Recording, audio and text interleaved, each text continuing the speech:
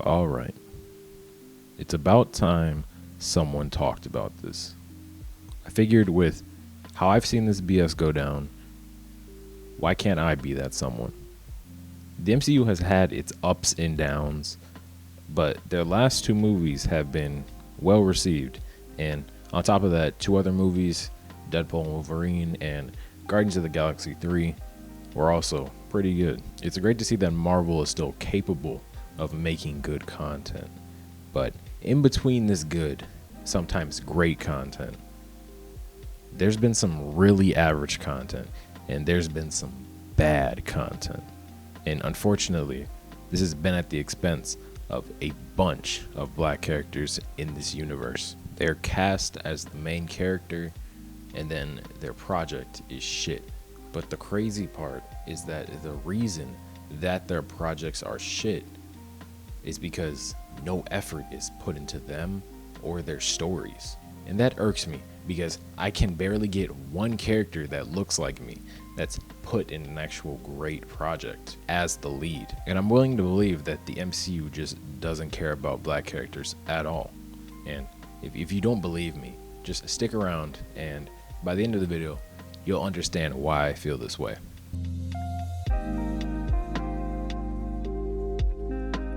Sam Wilson is probably the best example of what I'm talking about.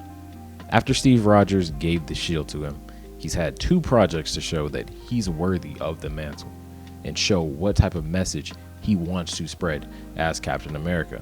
Unfortunately, he hasn't shown or proved anything. Instead, we've gotten two very average projects, one that barely grazed the narrative potential of a black Captain America, and another one that was so scared to be political that it went from a political thriller to a Hulk movie without the Hulk. The writers don't want to take risks with Sam. They don't want to think when writing his character, so his projects have been boring, stale, and empty. After three great movies with Steve Rogers, the first movie that they have with Sam as Captain America, they decide to take a shit on a piece of paper and call it a script. And with the rumors of Reed Richards being the leader in Avengers Doomsday, Sam is just getting less and less attention, even though he's supposed to be Captain America. Think about it. We haven't even seen the Avengers team that he's supposed to be putting together for this movie. They don't care about him that much. And you may say that's because Sam is a very boring person. He has no personality. That's why you write a personality for him when he becomes the main character. But they don't want to do that. They don't want to do anything for him.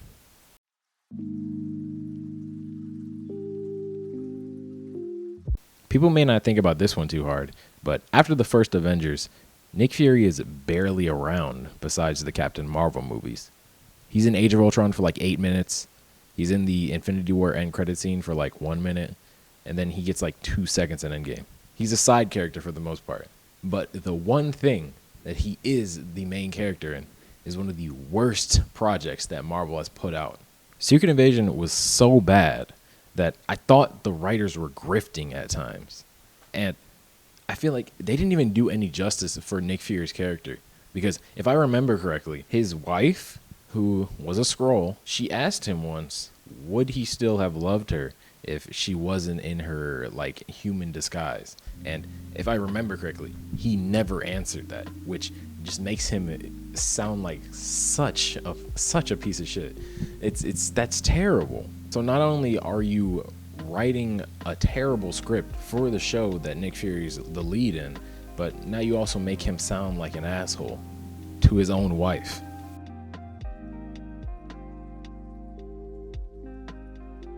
This is an odd one because Jonathan Majors is black and Kang was race swapped. But it's not a race swap that people are more familiar with, like the Nick Fury race swap. But I think that they really only did this because they thought that Jonathan Majors would be pretty good at doing a bunch of completely different personalities. And I still think he would have, but he has no one to blame but himself for his exit. You know what's crazy though? They had already messed up Kang before any of that came out. Quantumania dropped a month before. And that is the one movie that when I went back to watch it a second time, I still thought it was terrible. They had already fumbled Kang by letting a variant who was supposed to be considered the most dangerous of them all get beat by Ant-Man. You can't expect me to think someone that's getting beat by Ant-Man is an Avengers level threat. And then Kang just gets swept away in Loki season 2, which that's a really good season, but this is just another black character that gets swept under the rug and ignored when he really could have just been recasted.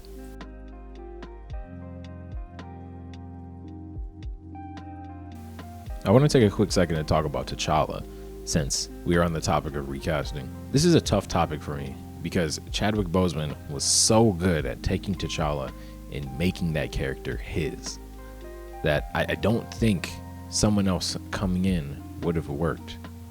So I actually think keeping Chadwick as the only one to play T'Challa was the right move. But back to the characters that they ignore and disrespect.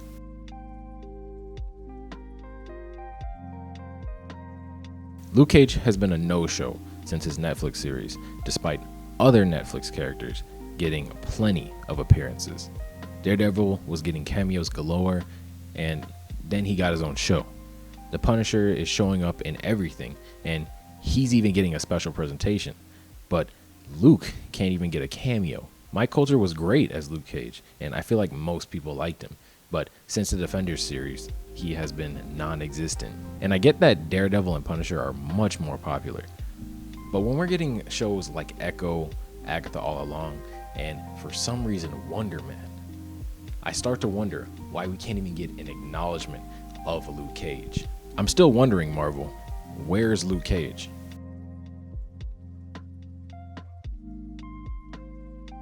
You guys remember at the end of the first Doctor Strange when we got a little tease that Mordo would be a future villain in a Doctor Strange movie? I bet you didn't expect them to just skip over that entire story. Mordo's experience being Doctor Strange's villain was completely off screen and left to a one-off line where Strange says he dedicated his whole life to trying to kill him, and that was it. Obviously, Mordo is another race swap, and I believe that he would have been cast aside even if he was white. But this next character, this next character is just something else.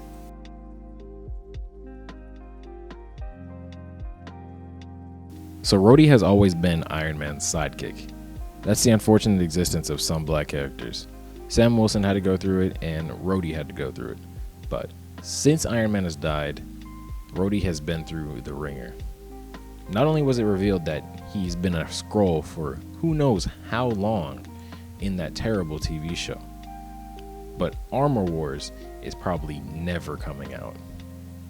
It's been in development for so damn long, and then they switched it from a TV show to a movie, and now it's just crickets.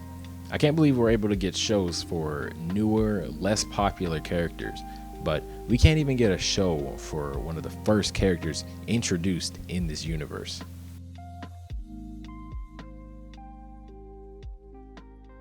My mom asked me about the new Blade movie anytime I bring up something Marvel related around her, and I never have an answer. We went from believing the Blade movie was coming soon, with him getting a voice cameo in Eternals, to silence. There's been script issues, and apparently at one point they completely restarted the script. Since then, there's been nothing. It's hard to believe that anyone at Marvel Studios actually cares about Blade with how things have gone with this movie. Because if they can put out trash like Secret Invasion, there's no way that they care that much about how a script looks.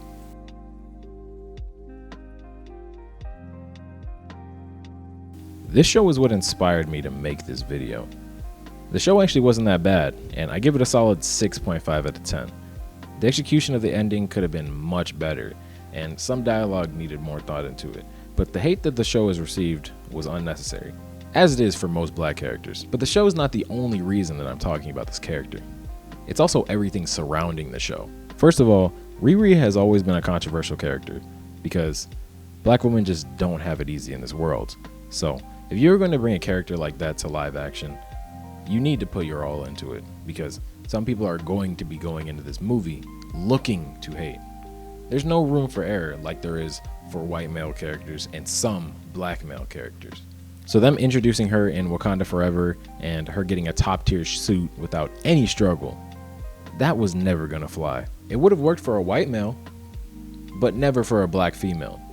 So write her better. And I'm not saying fix her personality. I mean, have the story around her be much better. But that's not what happened. Instead, they put together a script with a solid foundation, but then it didn't want to actually think of a good way to complete Riri's character arc. So we're left on a stupid cliffhanger that doesn't make us want to root for Riri at all if you weren't already a fan of her. So if you watch the show, you're just left after watching 5 hours of content mad that you didn't even get to see the main character develop fully, especially since it wasn't that hard to complete her development. Not enough effort was put into Riri. And I know for some people, you know, the real racist and sexist people out there, she was never going to be accepted. But basically injecting her into Wakanda Forever and then making an average show about her was never going to work. And on top of that, there was barely any marketing for this TV show. I saw like one trailer and I didn't see any ads anywhere. So that just kind of backs up my point that they didn't care about her at all.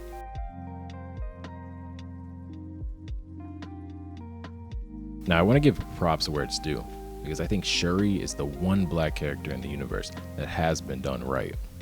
But I think it's because it's Ryan Coogler at the helm of her story. Nonetheless, I always thought it was a great progression for Shuri's character, because they made her violent and vengeful and unfaithful to her traditions. And I think that it fit her character well, given the circumstances that she was going through. And they actually completed her character arc, you know, something that they can't seem to do with other characters for some reason. Out of 10 characters, Shuri is the only one I can say I'm happy with where she's at right now. That's crazy. I think it's clear to anyone that has a brain that these characters have the abilities to be leads in at least decent projects. And some I think could actually be in some really compelling ones if someone at Marvel put in the effort. But Marvel doesn't care about that, or else these characters wouldn't be cast aside, ignored, or put in terrible projects. I won't say it feels targeted, because there are some white characters as well that are put in just as bad situations, but it's definitely soured my emotions towards Marvel. It's just something creatively needs to change at Marvel, because it's exhausting seeing these characters get disrespected so much. It makes me understand why Eric July decided to make his own comic book universe, because in general, the superhero industry is not doing us justice at all. But please, let me know what you thought of what I had to say here.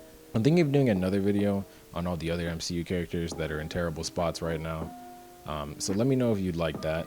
But if you enjoyed the video, hit the like button, hit subscribe if you want to hear more from me in the future. And as always, thanks for watching.